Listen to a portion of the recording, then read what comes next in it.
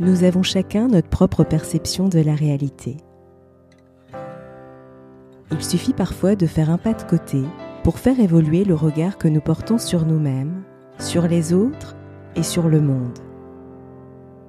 C'est ce qui m'a conduit à créer le podcast Il y avait une fois. Je suis Sophie et je partage avec vous mes découvertes et mes rencontres pour mieux vous connaître, mieux vous comprendre et questionner votre point de vue. Si ces thématiques vous intéressent, je vous invite à vous abonner sur votre plateforme préférée. Que signifie revenir à l'intérieur de soi ? En quoi notre personnalité se distingue-t-elle de notre être ? Comment le vivant en soi peut-il nous aider à traverser ce qui est ? Pour en parler, j'ai le plaisir de recevoir Audrey Fella, historienne de formation et essayiste.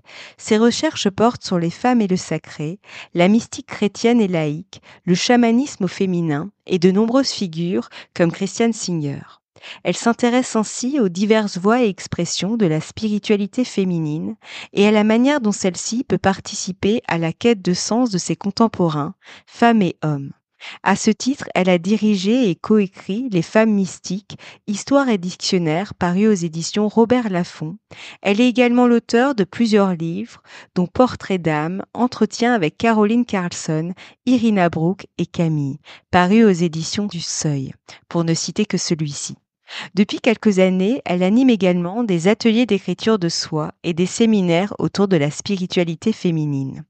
Dans son ouvrage « Dire oui à sa fécondité spirituelle », paru aux éditions L'Originel, Audrey y partage son expérience du pouvoir des rencontres à cœur ouvert qui peuvent nous guider vers notre identité véritable. Bonjour Audrey et merci d'avoir accepté mon invitation. Bonjour Sophie. Alors, votre ouvrage « Dire oui à notre fécondité spirituelle » paru aux éditions L'Originel retrace votre témoignage recueilli par Aurélie Chabot. Que faut-il entendre par notre fécondité spirituelle ? Ah oui, alors c'est tout un chemin de vie. Pour comprendre le terme fécondité spirituelle, on peut tout à fait déjà parler le mettre en lien avec la fécondité charnelle. La fécondité charnelle, tout simplement, c'est cette capacité à accueillir dans son corps, dans sa chair, un germe, une graine qui permet bien évidemment de féconder, dans le corps de la femme, c'est l'ovule, hein, et au terme d'une longue gestation, de donner naissance à un enfant, donc à un individu nouveau. Donc voilà, la fécondité spirituelle, eh bien, c'est cette capacité d'accueil à l'intérieur de nous d'un germe qui serait là immatériel et divin, et finalement de mettre au monde un nouveau nous-mêmes, un nouveau soi, qui serait finalement l'union de qui on est, notre personnalité, avec notre nom, notre prénom, toute notre essence de ce que nous sommes au monde, mais avec cette part divine, c'est-à-dire un un nouveau moi qui serait plutôt un soi porté par cette dimension spirituelle. Alors ça, c'est pour la définition, on va dire théorique, mais je pense que le plus important, et pour mieux le comprendre, il faut ramener ça à une expérience, tout simplement. L'expérience, c'est pour moi, la façon dont j'ai pu le faire et dont j'en parle dans ce livre, c'est l'expérience de la présence. Et pour rencontrer cette présence qui est en fait l'être à l'intérieur de nous, l'être que nous sommes finalement, eh bien, il faut plonger dans le silence, c'est-à-dire commencer par s'intérioriser, se mettre à l'écoute de soi, revenir dans son corps, dans sa respiration et patienter et attendre que ce silence dans lequel nous sommes, qui n'est pas forcément le silence absence de bruit, mais on va l'appeler le silence à l'intérieur du silence, un silence plus subtil, se crée finalement grâce à cette ouverture de ce silence, l'ouverture d'un espace. Et à ce moment-là, on peut faire l'expérience d'une présence, avoir l'impression qu'elle est à l'intérieur, elle n'est pas qu'à l'intérieur, mais en tout cas, on peut vraiment le ressentir, et qui va petit à petit nous permettre de nous désidentifier de notre personnalité. Je suis Audrey, je m'appelle Audrey Fella, je suis auteure, je fais des ateliers d'écriture, etc., etc. Je suis la fille, la mère de, la sœur d'un tel. Donc ça, c'est toute l'identité préfabriquée, disait Christiane Singer, qui est bien évidemment utile pour fonctionner dans le monde. Mais il y a aussi cette identité véritable, comme elle la nomme si bien, qui est notre être. Et rencontrer cette présence intérieure, c'est bien finalement toucher le noyau de son être. Mmh. Donc voilà, c'est la fécondité spirituelle, pour résumer, c'est cette capacité d'accueil de cette présence qui va véritablement nous transformer et au monde, et transformer bien évidemment notre manière de vivre, nos rapports avec les autres et nos rapports avec le monde et la nature. Ouais, complètement. Du coup, selon vous, pourquoi est-il nécessaire d'être relié à soi pour rentrer en relation avec l'autre? Tant qu'on n'a pas fait l'expérience de cette présence intérieure, on relationne avec les autres, avec l'autre, si je puis dire, à partir de notre identité préfabriquée, c'est-à-dire l'identité superficielle qui est faite de projections, de croyances et de masques. Donc on est finalement en relation avec ce qu'il y a de plus superficiel, superficiel dans le sens de ce qu'il y a à la surface, à la fois de nous-mêmes et à la fois de l'autre. Quand en revanche on fait cette expérience de la présence intérieure et qu'on relationne, qu'on commence à rentrer en lien avec l'autre qui lui-même aurait fait cette expérience de la présence, on va commencer à pouvoir défaire, déposer les masques, déposer les armures, déposer les jugements et se rencontrer de manière nouvelle. Et en fait, on est plus libre. C'est une expérience qui nous mène vers une liberté nouvelle et aussi vers un amour nouveau. Parce que tant qu'on aime ces masques, tant on aime à travers nos déguisements, pardon, je mets tout ça entre guillemets, eh bien, il y a une part de vérité qu'on ne peut pas rencontrer. Inversement, quand on est en lien de présence à présence, on peut être dans un début de vérité, un début de liberté et un amour plus grand. Et à ce moment-là, on se rencontre véritablement, en fait. Donc, tout dépend l'exigence qu'on peut avoir dans la relation aux autres, mais on n'est plus dans le mensonge. On ne Mmh. se cache plus. Ça pose la question de notre vulnérabilité dans l'amour, C'est ça. c'est-à-dire celle de s'ouvrir à l'autre. C'est encore un autre chemin et une autre question. C'est ce que je faisais le lien effectivement avec cette notion de vulnérabilité qui permet justement cette connexion à l'autre vraiment. En tout cas, quand j'entendais vos mots, j'ai vraiment pensé à ça, la vulnérabilité qui permet justement de faire cette connexion avec l'autre, de «cœur à cœur» entre guillemets, d'âme à âme, quoi. Oui, rencontrer l'autre, c'est prendre le risque de cette vulnérabilité. Là, je parle de rencontre avec un R majuscule Ouais. et d'amour avec un A majuscule.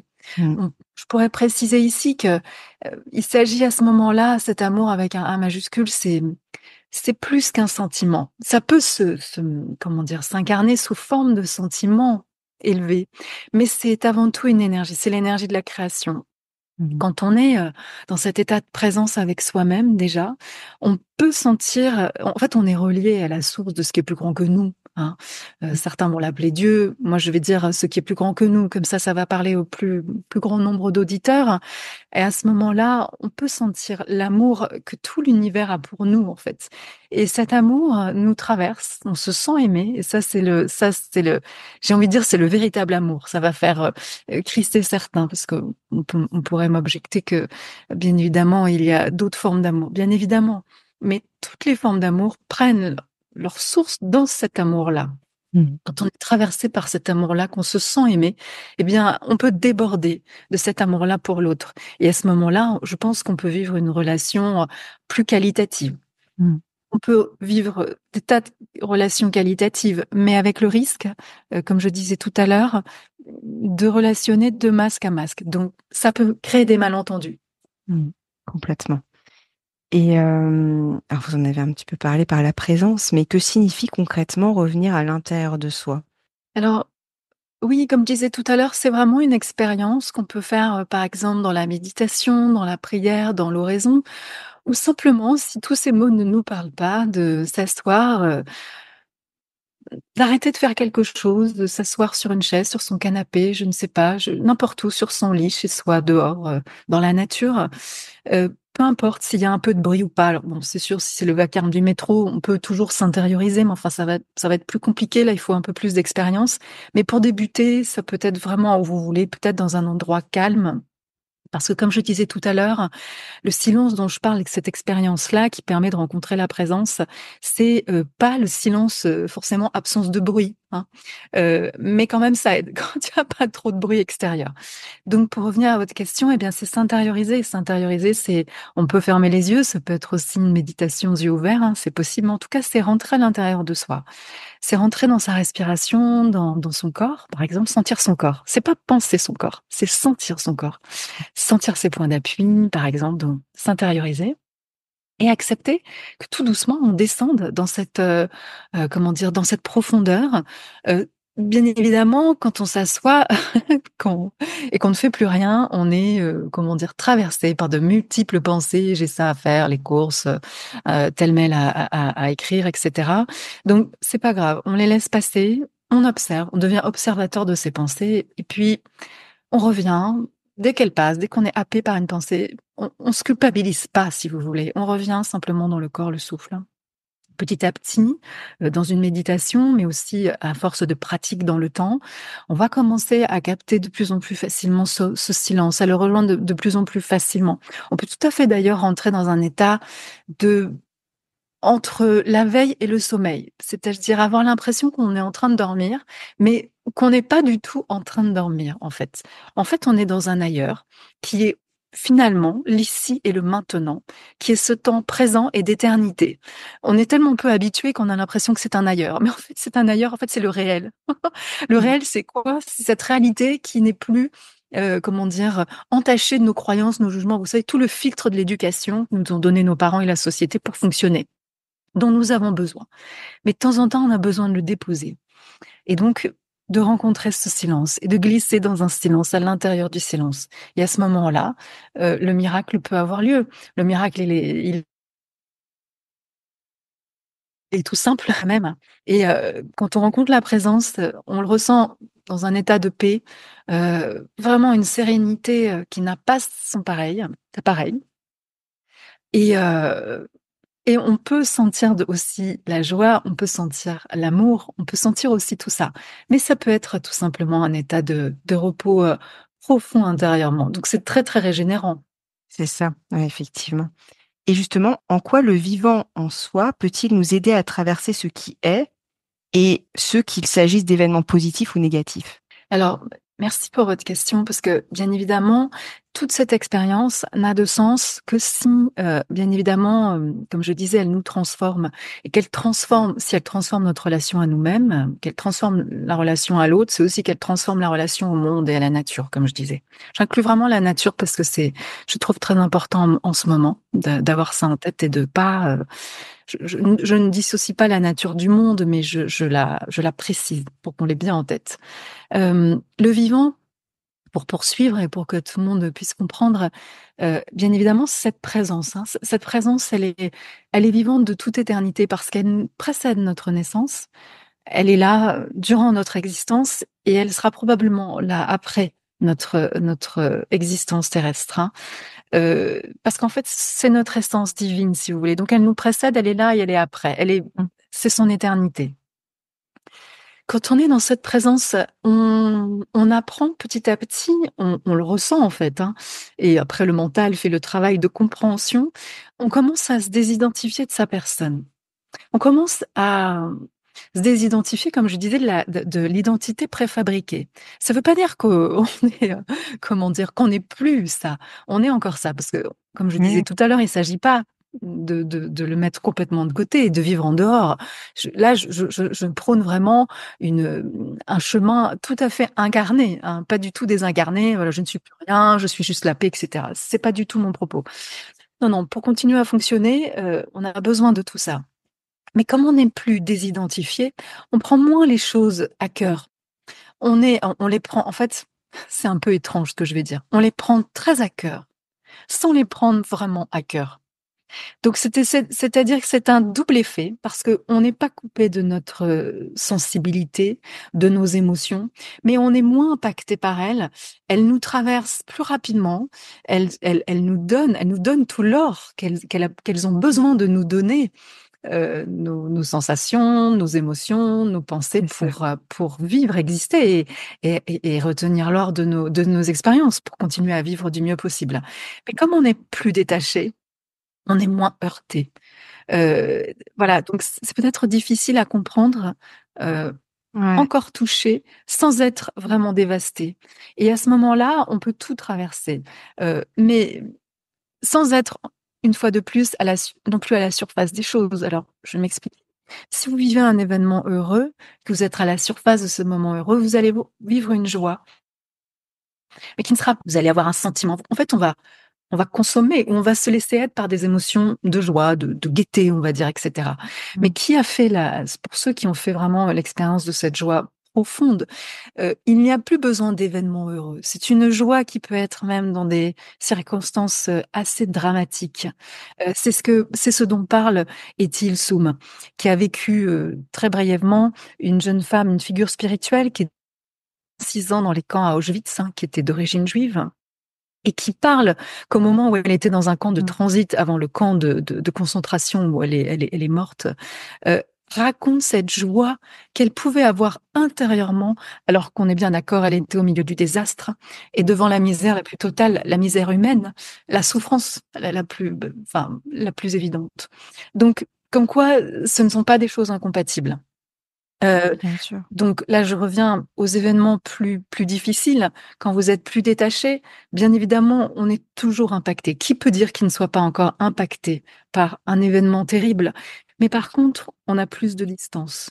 On est tracé par des émotions, mais qui vont rester moins longtemps, qui vont pas nous aplatir, mais qui vont au contraire peut-être nous aider à nous élever. Et c'est peut-être aussi, ces événements-là sont peut-être aussi ce qu'on peut jeter dans le feu de notre désir pour continuer à alimenter cette flamme intérieure, cette présence intérieure, cet être intérieur. Donc, continuer à vivre, à être plus vivante que jamais. Donc, au fond, il n'y a rien à rejeter.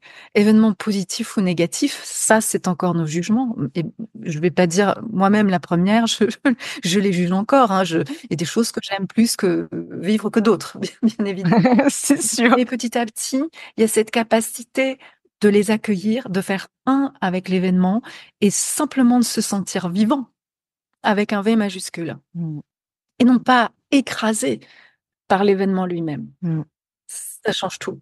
Et c'est vrai que quand je vous entends, je me dis finalement, c'est se désidentifier effectivement de cette personnalité et aussi se désidentifier de l'événement. Parce que souvent c'est ça, quand on vit un événement, on s'identifie souvent à l'événement en fait. On est, enfin je caricature, mais on est limite, on devient l'événement. Et du coup, en fait, on ne prend plus du tout de distance. Et je pense que c'est ça aussi les travers qu'on peut avoir en tant qu'être humain, parce que c'est humain. Oui, c'est très humain, c'est un travers très, très humain, je suis tout à fait d'accord avec vous. Et puis aussi, ça aide, puisqu'on parlait aussi de la relation à l'autre, quand on est un peu plus désidentifié de soi, c'est ne pas tout prendre pour soi. C'est-à-dire que parfois, on vit des choses, des événements plus difficiles avec une autre personne, des autres personnes. Et c'est comprendre que c'est pas toujours à nous. Et que l'autre, parce que en fait, cette expérience, elle nous amène aussi à beaucoup plus de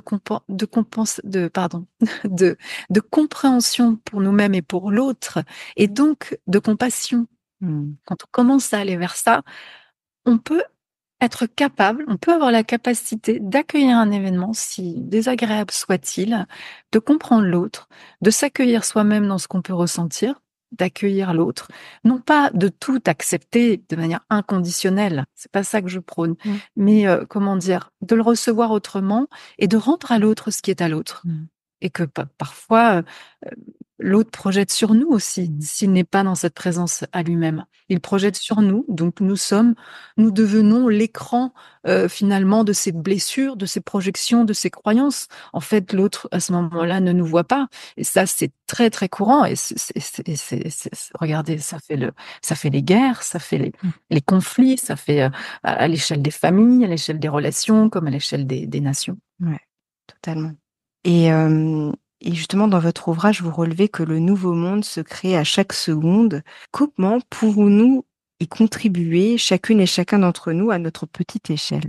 C'est vrai que j'avais abordé ce thème parce que, à l'époque, on était, pour resituer, l'entretien qui est, voilà, qui a été édité dans ce livre, on était juste après, la période des confinements du Covid et on parlait de ce nouveau monde, que le nouveau monde était là. Comme si le nouveau monde, c'était, une idée, vous savez, quelque chose qu'on avait projeté sur une sorte de monde parfait où tout le monde s'était, réveillé, éveillé, réveillé pendant cette période, avait tout compris comment fonctionnait le monde, le système actuel, les mouvements politiques, les nations et j'en passe et donc ça allait tout changer. Bon, on a vu que ça avait changé pour certaines personnes, mais que ça n'a pas changé pour d'autres et puis on voit aujourd'hui l'état du monde donc bon, on peut se poser beaucoup de questions sur l'évolution et de ce qui a été réellement compris à certaines, en haut de certaines hiérarchies, mais je vais pas m'étaler là-dessus. Ce que je voulais dire en parlant du nouveau monde, c'est que le nouveau monde, c'est pas cette idée, cette idéologie qui ramènera un nouveau monde, vous savez, une sorte de paradis, dans le futur. Non, le passé n'existe pas. En fait, le passé n'existe plus, même s'il vit encore en nous et qu'on l'alimente aussi souvent. Et le futur, lui, n'existe pas. Il n'est qu'en création. Il n'y a que le présent qui existe. Quand on revient à la présence, eh bien, on revient à ici et maintenant. On est dans ce présent qui est, et c'est ce présent qui se perpétue, si je puis dire, de seconde en seconde, qui fait notre réalité, qui fait notre chemin de vie. Donc, en fait, le nouveau monde, il n'est pas la minute d'après, il est maintenant, en permanence. C'est ça. Qu'est-ce que je crée à partir de maintenant? Dans quel état je suis? Est-ce que je suis dans mon mental, dans mes jugements, dans mes croyances? Ou est-ce que je suis dans la présence, c'est-à-dire distancée de tout cela? Et est-ce que je suis en réaction aux événements ou est-ce que j'agis par rapport aux événements? Quand on est dans la présence, on peut commencer à poser des actes nouveaux et pas à répéter les mêmes schémas de réaction qui vont entraîner en fait les mêmes situations à vivre. Souvent les situations désagréables malheureusement. Donc voilà, le nouveau monde, il est là, il est maintenant, à chaque seconde, on peut créer quelque chose de nouveau à partir du moment où on ne se laisse pas embarquer vraiment dans les sentiments, les pensées qui sont souvent des répétitions en fait. Mmh. Donc, Complètement. l'expérience de la présence et du silence, c'est aussi des facteurs de changement profond. Et le monde de demain, il se crée tout de suite, là, maintenant. Chacun à sa petite échelle, c'est-à-dire que se changer soi-même, hein, c'est Gandhi qui disait pour changer le monde, commencer à le changer en soi. Hein, donc c'est très humble.